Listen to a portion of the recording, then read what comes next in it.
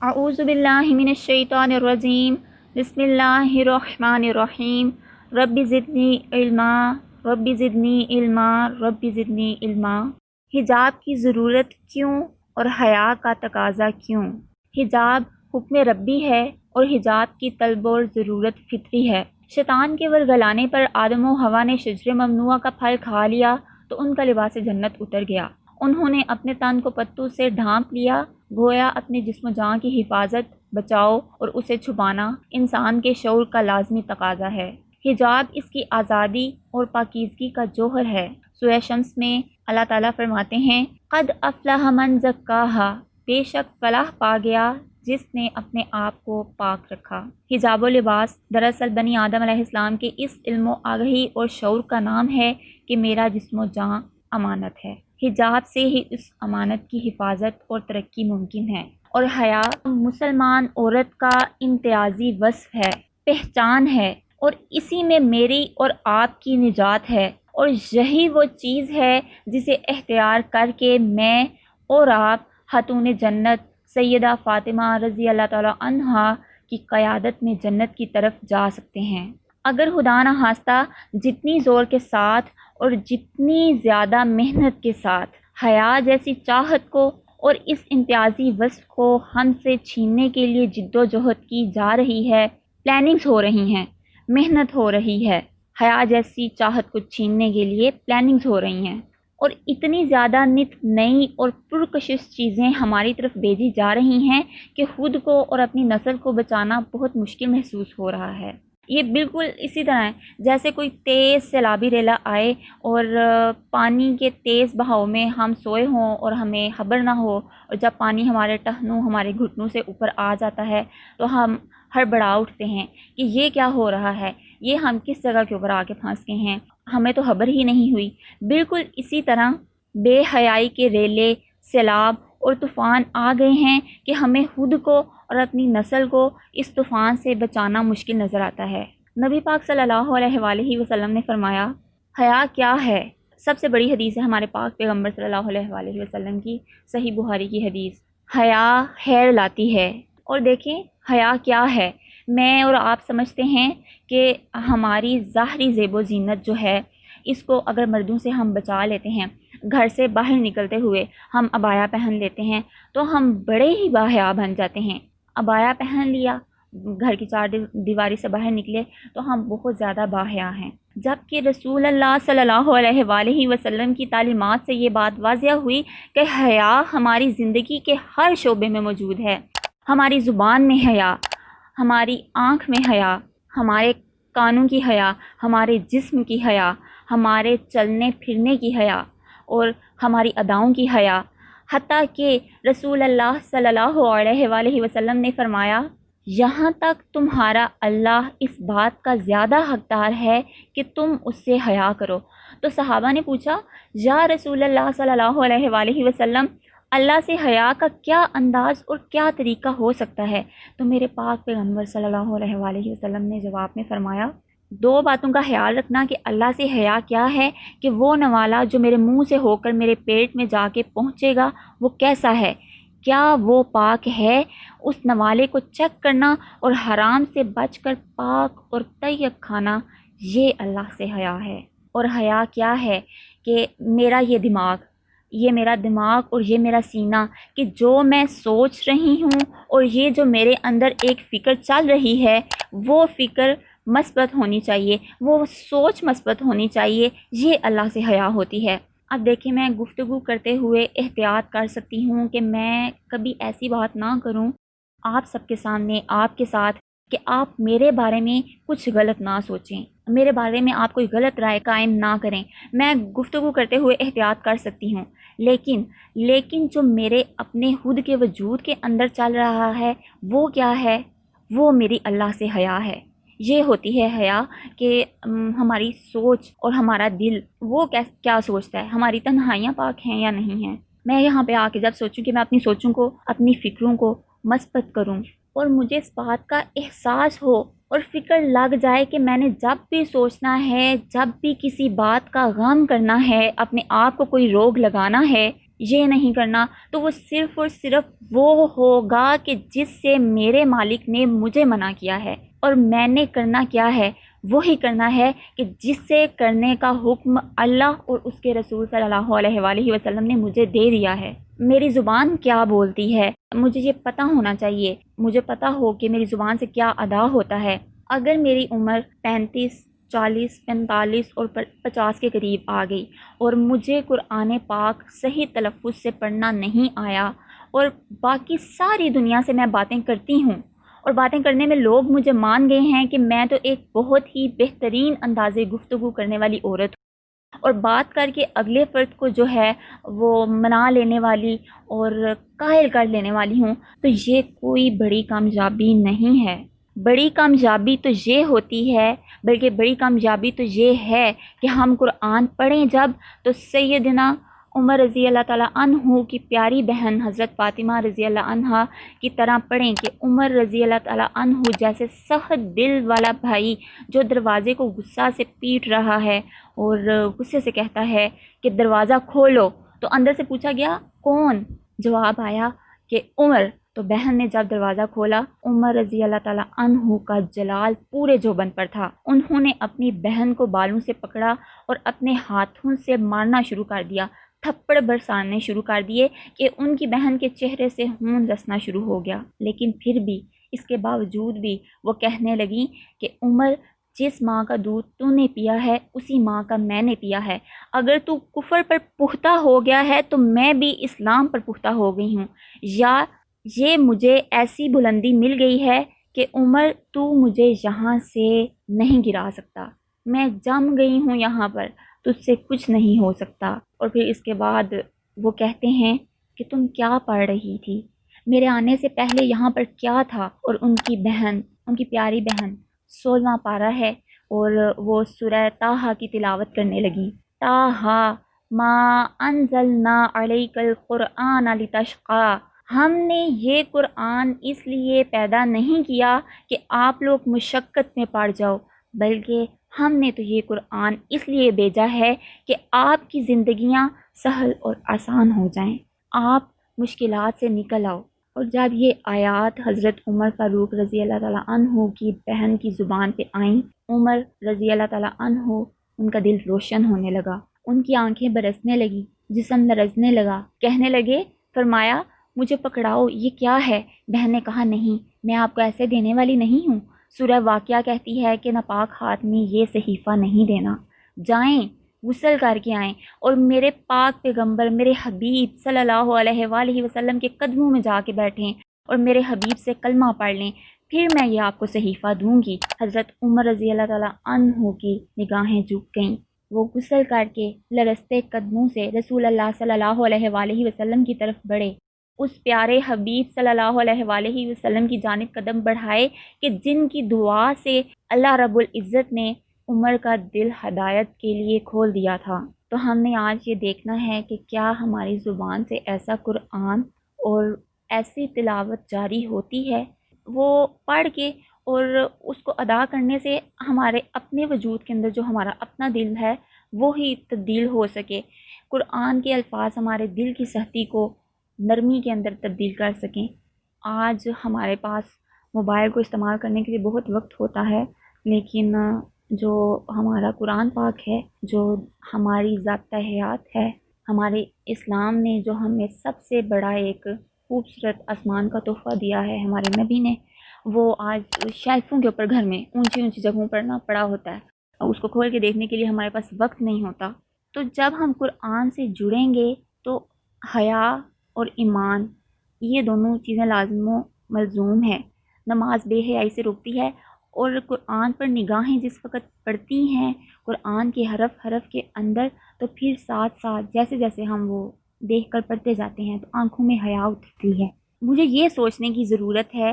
مجھے اور آپ کو، کہ جب ہم قرآن پاک کے حرفوں کے اوپر اپنی نگاہیں رکھیں اور اپنی انگلی رکھ کے ان الفاظ کو ادا کریں، تو کیا حیا ہمارے اندر پیدا نہیں ہوگی؟ ہم میں سے کتنے لوگ ہیں جو اپنے نفس کی خبر لیتے ہیں؟ آج میرا فلم دیکھنے کو دل چاہ رہا تھا، آج میرا دل پاپ میوزک سننے کو چاہ رہا تھا، اور آج میں نے گھنٹوں سو کر وقت ضائع کر دیا ہے، اور آج کی گفتگو میں صرف اور صرف غیبت تھی۔ آج کی بات چیت میں میری زبان پر ناشکری کے علاوہ اور کچھ نہیں آیا۔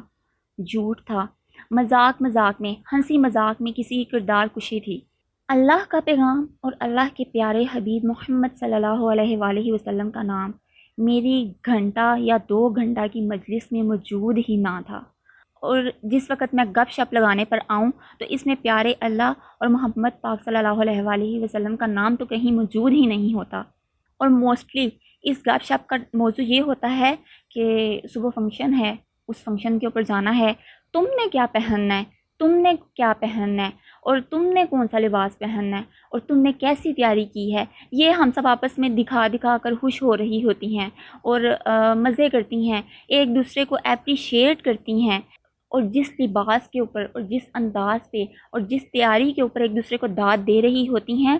وہ لباس وہ ایسا لباس ہوتا ہے کسی فنکشن پر پہننے والا کہ جس پر رسول اللہ صلی اللہ علیہ وآلہ وسلم نے لعنت بھیجی، اور قرآن نے بھی کہہ دیا اعلیٰ لعنت اللہ، خبردار سن رکھو، اگر تم نے یہ لباس پہنا کہ جسے پہن کے بھی انسان ننگا نظر آئے تو اعلی الظالمین، پھر تو تم بڑے ظالم ہو، تم نے اپنی اس جان کو آگ کے لیے تیار کر لیا۔ مجھے اور آپ کو دیکھنا یہ ہے کہ اگر میری مجلسیں اور محفلیں اور دوستوں کے ساتھ ہونے والی گفتگو ایسی ہے تو پھر مجھے سوچ لینا چاہیے کہ میرا مقام کیسا ہوگا۔ اگر میری مجلسیں ہیں اور میری جتنی بھی محفلیں ہیں، میری دوستیاں ہیں اور میں گپ شپ لگاتی ہوں، تو وہ سب اگر میرا اس طرح کا ہے تو پھر یہ سوچ بھی مجھے رکھنی چاہیے، مجھے جان لینا چاہیے کہ میرا مقام پھر کیسا ہوگا، میری آنکھ کی حیا کیسی ہوگی۔ کیا پھر میں سیدہ فاطمہ رضی اللہ تعالیٰ عنہا کے ساتھ جنت میں ہو سکتی ہوں؟ اور کیا میں اپنا یہ منہ لے کر اپنی اماں حضرت عائشہ رضی اللہ تعالیٰ عنہا کا سامنا کر سکتی ہوں؟ کیا میں اپنی پیاری ماں حضرت خدیجہ رضی اللہ تعالیٰ عنہا کا سامنا کر سکتی ہوں؟ اور کیا میرے پیارے رسول صلی اللہ علیہ وآلہ وسلم مجھے دیکھ کر حوض کوثر سے پانی پینے کی دعوت دے سکتے ہیں، یا کہ مجھے دیکھتے ہی وہ اپنا منہ پھیر کر دوسری جانب کر لیں گے اور فرشتوں سے کہیں گے کہ یہ میری امتی ہے، اس کو پکڑو، اس کو لپیٹ دو، یہ میری امتی ہے، پکڑ لو اس کو لپیٹ دو، زنجیروں کے اندر لپیٹ دو، کہ میری امتی ہے تو صحیح لیکن اس کا نفاق اسی پر غالب آ گیا ہے، اس کا کردار منافقانہ ہے، کہ اس کی مشابہت کافروں سے ہے، اس کی گفتگو پاک نہیں ہے، اس کی فکر اور سوچ میں حیا نہیں ہے۔ دیکھیں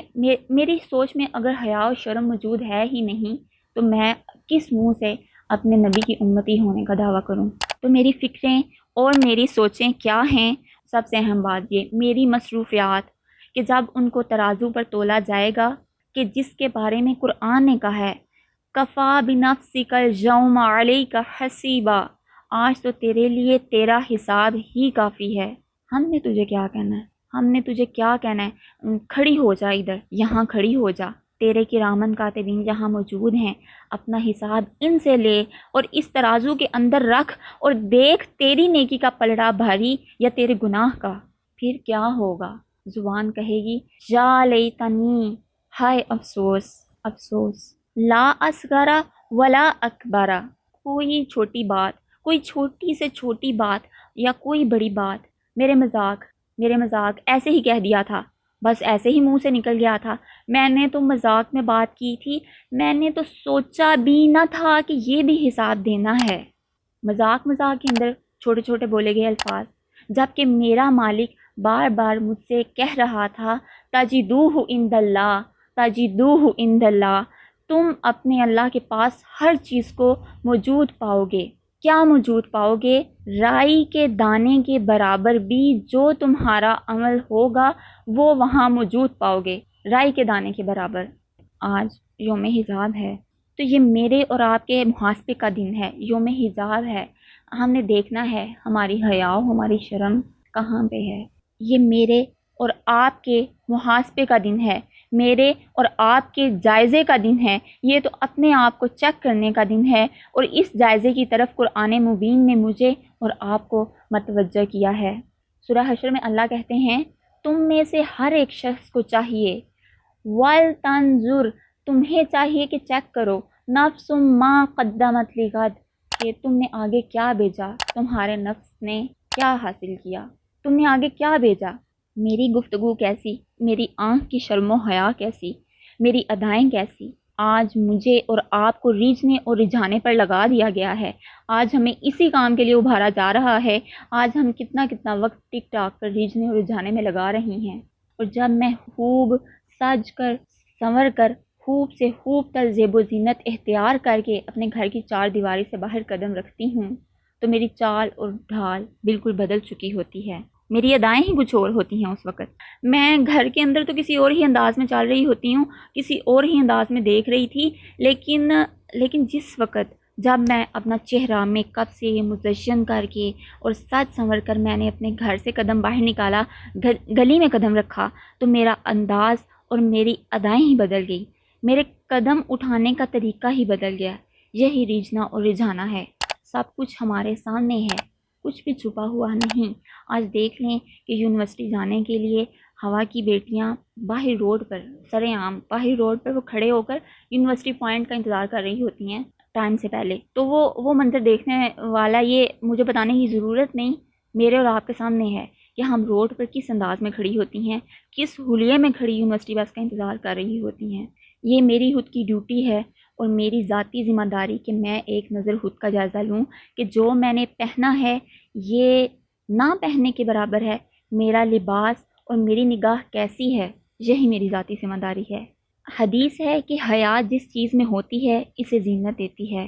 اور بے حیائی جس میں ہوتی ہے اس کے دل کو عیب دار بنا دیتی ہے، اور حیا ایمان کا شیوا ہے۔ جذبہ حیا جو ہوتا ہے، جذبہ حیا تربیت یافتہ ہو تو بے قابو خواہشات کے لیے بریک کا کام کرتا ہے، برائی اور گناہ کے خلاف اضطراب اور بے چینی پیدا کرتا ہے، آیات الہی کی روشنی میں صراط مستقیم کو واضح کرتا ہے، اور اظہار حق کرنے اور شہادت حق کے لیے اعتماد اور توکل کا نام ہے۔ جذبہ حیا بزدلی، خوف اور بے جا شرم کا نام نہیں ہے، یہ اظہار حق کرنا سکھاتا ہے، اور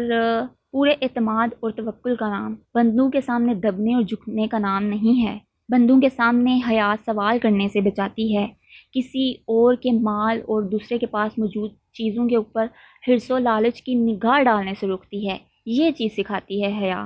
خالق کائنات کی صفات کا گہرا علم جذبہ حیا کو بال سے بھی زیادہ باریک اور نازک احساس دیتا ہے، تلوار سے زیادہ تیز دھار، قوی اور طاقتور شعور بیدار کرتا ہے، اور اسی جذبے کی بنا پر دماغ کفر و شرک، سرکشی کا خیال، یہ سب کچھ ہٹا کر ایک اللہ کی خالص بندگی کا یقین پاتا ہے، اور حیا دل کو شہوت سے بچاتی ہے۔ فحش مناظر ماحول کے ہوں یا میڈیا کے، حیا ان سے محفوظ رہنا سکھاتی ہے۔ آج ہم نے اپنا محاسبہ کرنا ہے، یوم حجاب ہے، اور ہم نے دیکھنا ہے کہ ہمارا حجاب اور ہماری شرم و حیا کہاں پہ ہے اور کس جگہ کے اوپر ہے۔ میں نے اور آپ نے یہ عزم کرنا ہے کہ ہم شیطان سے بچنے کی کوشش کریں گے، اپنا محاسبہ کرتے ہوئے خود کو تبدیل کرنے کی کوشش کریں گے، اپنے ایمان کی طاقت کو مضبوط کرنے کی کوشش کریں گے حیا کی چادر اوڑھ کر۔ اور اللہ پاک سے دعا ہے کہ مجھے اور آپ کو اس حدیث مبارکہ پر عمل کرنے کی توفیق عطا فرمائیں کہ رسول اللہ صلی اللہ علیہ وآلہ وسلم نے فرمایا، تم قرآن اور حدیث ان دونوں کو اپنے جبڑوں کے ساتھ پکڑ لینا، تبھی تم بچ سکتے ہو، ورنہ یہ فتنے تمہیں تباہ کر دیں گے۔ اور آج فتنوں کا دور ہے، اور ہم ان فتنوں کی دلدل کے اندر ڈوبتے اور دھنستے جا رہے ہیں، اور ہمیں اگر اپنے آپ کو اس سے بچانا ہے تو اس کے لیے ہمیں خود کوشش کرنی ہوگی، اور اپنے اللہ پاک سے دعا کرنی ہوگی کہ ہمیں اتنی توفیق مل جائے کہ ہم اپنی حیا کی چادر جب سر کے اوپر اوڑھیں تو ہماری آنکھیں اور ہماری نگاہ پاک ہو، ہماری سوچ صاف ہو۔ میں اپنے رب سے آدم کے بیٹوں کی آنکھوں میں حیا مانگتی ہوں، میں ہوا کی بیٹی کے سر سے اترتی رضا مانگتی ہوں، اس کڑے وقت میں عرض وطن کی بقا مانگتی ہوں۔ وآخر دعوانا ان الحمدللہ رب العالمین۔